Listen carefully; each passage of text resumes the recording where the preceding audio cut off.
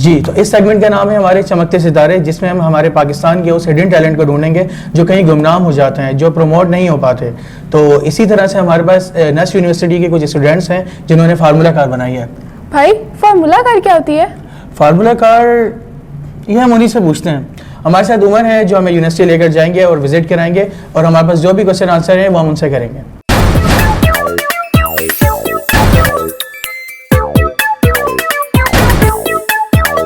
अस्सलाम वालेकुम, मैं हूं उमर और आप देख रहे हैं चमकते सितारे। चमकते सितारे के इस सेगमेंट में हम आपको मिलवाएंगे पाकिस्तान के उन नौजवानों से जिन्होंने ना सिर्फ अपना बल्कि पूरे पाकिस्तान का नाम पूरी दुनिया के अंदर रोशन किया है। आज के जो हमारे मेहमान हैं वो नस्ट यूनिवर्सिटी के दो स्टूडेंट अनीस और बासित हैं। इन्होंने पाकिस्तान की first hybrid formula car design की है। बाकी की कहानी सुनते हैं इन्हीं की जुबानी। तो चलते हैं अनीस की जानिब। अस्सलाम वालेकुम अनीस, सबसे पहले हम आपको हमारे शो में खुशामदीद कहते हैं। तो आप सबसे पहले हमारे नाज़रीन को ये बताएं कि आप लोगों का ये सफ़र किस तरह स्टार्ट हुआ, क्यों ये जस्ट फार्मूला हाइब्रिड का, क्या इसके पीछे एक स्टोरी है? प्लीज़ हमारे नाज़रीन को इसके बारे में थोड़ा सा बताएं। वालेकुम अस्सलाम, thank you for having me. NUST formula student team was started in 2012। एक ग्रुप ऑफ स्टूडेंट्स था, फाइनल ईयर स्टूडेंट्स था। उन्होंने बोला कि हमने अपना FYP तो बनाना ही है, तो हम लोग कुछ चेंज करते, कुछ इनोवेट करते। उन्होंने फार्मूला स्टूडेंट कार बनाई, वो थी कंबशन व्हीकल। तो वही लेगेसी आज तक कंटिन्यू हो रही है। 8 कंबशन व्हीकल्स NFST बना चुकी है। हर साल सीनियर्स चले आते हैं, उनकी टीम रहती है, नए मेंबर्स आते हैं, पुराने चले आते हैं, एक लेगेसी कंटिन्यू कर रही है वो। और इस साल 2024 में we made Pakistan first formula student hybrid vehicle. और हाँ, हमने कॉम्पीट भी किया and we got second position in LV hybrid category in the world.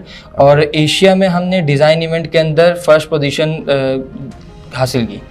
और हाँ, लर्न एंड कम्पीट अवार्ड भी हमें मिला, जो कि इटसेल्फ एक अचीवमेंट है। ओके, तो मुझे थोड़ा सा ये बताइएगा अनीस के इसमें अगर हम बात करें तो definitely you are not alone. आप इसके साथ आपको डेफिनेटली कोई ना कोई आपके साथ स्पॉन्सर्स भी होंगे, या आपको फंडिंग का इशू आया क्या? मतलब इस मामले को थोड़ा सा एलिब्रेट कीजिएगा कि किस तरह आप लोगों ने ये सारे सफ़र को कंटिन्यू रखा। अपने एंड पे इंडिविजुअली बूटस्ट्रैप फंड था या किसी की तरफ से आपको कोई जॉइंट वेंचर था, क्या था? थोड़ा सा ये ज़रा बताइएगा हमारे नाज़रीन को। बिल्कुल, एक तो सबसे पहले इशू जो हमें आता है वो फंडिंग का ही आता है। पैसा होगा तो गाड़ी बनेगी, वरना तो बनेगी नहीं। There is a team of 40 members. हम लोग 40 मेंबर्स हैं। एक टीम के अंदर 2 डिपार्टमेंट्स हैं, एक टेक्निकल है और एक मार्केटिंग डिपार्टमेंट है। टेक्निकल डिपार्टमेंट का मतलब गाड़ी बनाना, मार्केटिंग डिपार्टमेंट गाड़ी बनाने के लिए जितने काम होते हैं, फंडिंग्स लाना, स्पॉन्सर्स के पास जाना, तो वो सारे काम डील करती है marketing side. I my self am a part of marketing department.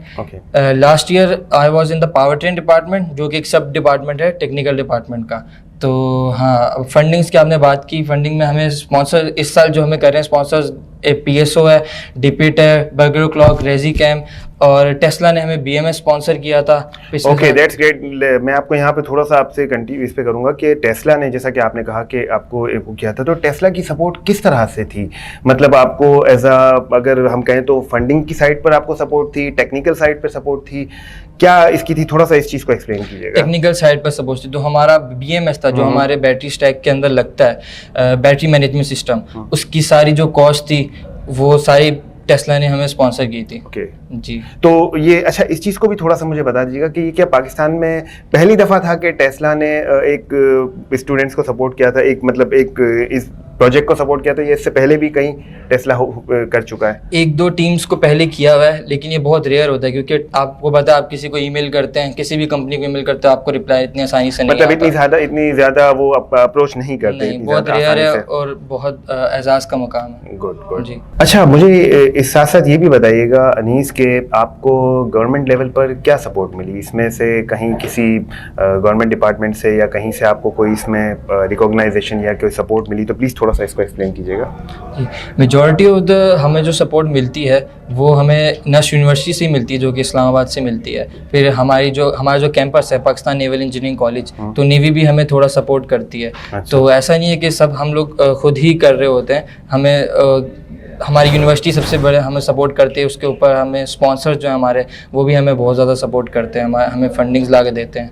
मतलब गवर्नमेंट लेवल पे अभी तक आपको कोई सपोर्ट नहीं मिली है, आप ये कह रहे हैं? नहीं, ऐसा गवर्नमेंट लेवल पे तो नहीं मिली। वैसे आजकल तो खैर देखा जाए तो आजकल एक छोटे छोटे मतलब एक एंटरटेनमेंट इंडस्ट्री में देखे तो किसी ना किसी को मिल जाती है। इन चमकते सितारों को अभी तक कोई फिलहाल तो कोई गवर्नमेंट लेवल पर, जहाँ तक आपकी ज़बानी में सुन रहा हूँ, तो कोई आपको सपोर्ट फिलहाल नहीं मिली? नहीं, फिलहाल नहीं। अच्छा, मुझे ये बताइएगा अनीस के जैसा कि आपने बताया, काफ़ी अच्छे से जर्नी को एक्सप्लेन किया कि 2012 से आप लोगों का ये जो है पूरा सफ़र चलता आ रहा है नस्ट यूनिवर्सिटी का।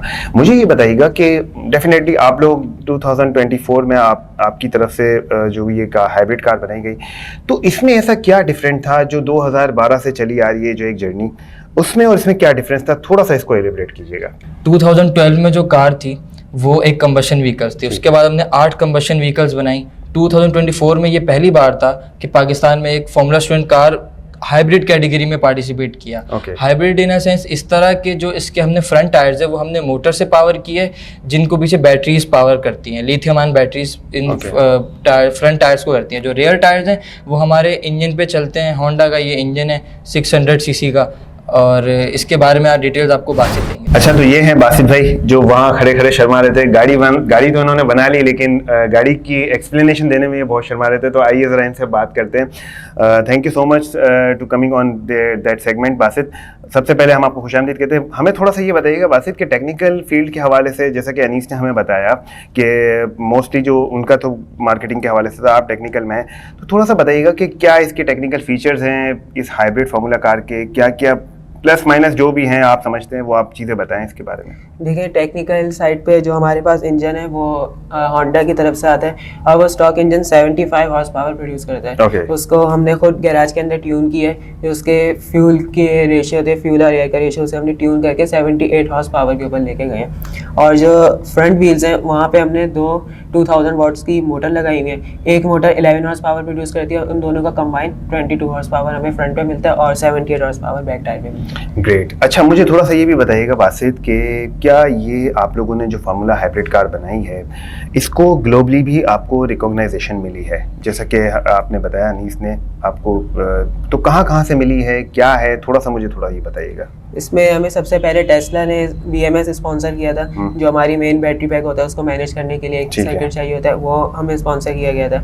उसके बाद नहीं, जैसे कंपटीशन में आप लोग गए हैं मेरा ख्याल है, तो उसके बारे में थोड़ा सा बताइएगा। कंपटीशन में हम लोग जब 24 में अपनी गाड़ी लेके गए थे, तो वहाँ पे हम ओवरऑल LV हाइब्रिड, कहाँ पर, किस कंट्री के अंदर था? UK में हमारा कंपटीशन था। वहाँ पे जो हमारी कैटेगरी थी हाइब्रिड की, वहाँ पे हमने ओवरऑल 2nd पोजीशन सिक्योर की थी। मुझे थोड़ा सा ये बताइएगा कि जैसा कि आपने बताया कि 2024 में आप UK में आपकी यूनिवर्सिटीज़ कार को लेकर गए थे आप लोग एज अ ग्रुप, तो वहाँ पर डेफिनेटली दूसरी कंट्रीज़ के भी होंगे, तो वो थोड़ा सा एलिब्रेट कीजिएगा कि आपकी पोजीशन क्या थी, और वहाँ क्या सब ये हाइब्रिड कार के हिसाब से आए हुए थे, क्या कंपटीशन था? थोड़ा सा इसके बारे में डिटेल दीजिएगा। देखिए, वहाँ पे जो कंपटीशन था, वहाँ पे कंबस्शन व्हीकल्स जो प्योरली पेट्रोल के ऊपर चलती हैं वो गाड़ियाँ भी आती हैं, hybrid vehicle petrol electric mix होकर चलती हैं वो गाड़ियाँ भी आती हैं, और जो प्योर इलेक्ट्रिक पे चलती हैं वो गाड़ियाँ भी आती हैं। हमारी जो कैटेगरी थी हाइब्रिड की, उसमें हमने 2nd पोजीशन सिक्योर की थी। उसके अलावा एक सिमुलेशन का इवेंट होता है जिसमें पूरी गाड़ी को हम कंप्यूटर पे डिजाइन करते हैं, उसमें उस कंप्यूटर के ऊपर ट्रैक पे वो गाड़ी चलती है, वहाँ पे हमने 1st पोजीशन सिक्योर की थी। मतलब ये कहें कि ये जो वर्चुअली डिजाइनिंग का कंपटीशन था, इसमें आपने कौन सी फर्स्ट पोजीशन सिक्योर? मतलब ये आपने वर्चुअली डिजाइन करके पूरा जो एक इसका जो एक डिजाइन था, पैटर्न था, वो पूरा बना के आपने 1st पोजीशन अचीव की थी। उसके अलावा हमें लैंड एंड कंप्लीट अवार्ड भी जो कंपटीशन था उनकी तरफ से मिला था। ओके, ये थे आज के चमकते सितारे। अगले हफ्ते मिलेंगे नए चमकते सितारों के साथ।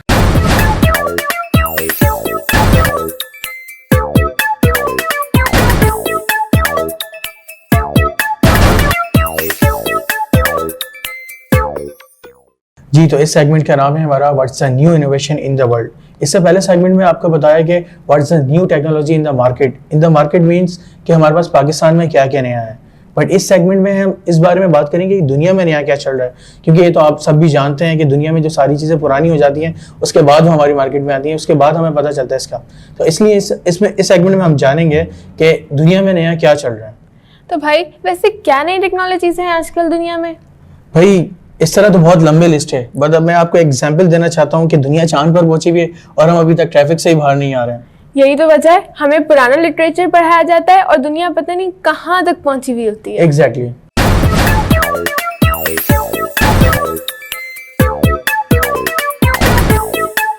क्या आपने कभी सोचा है कि मुस्तकबिल में हम अपने हाथों के बगैर सिर्फ आंखों की मदद से डिजिटल दुनिया के हर राज तक पहुंच सकते हैं? जी हाँ, यही मुस्तकबिल है। और आज हम बात करेंगे एक ऐसे हैरत अंगेज इजाद के बारे में जो टेक्नोलॉजी की दुनिया में इनकलाब ला रहा है, जिसे हम जानते हैं एप्पल ग्लास के नाम से।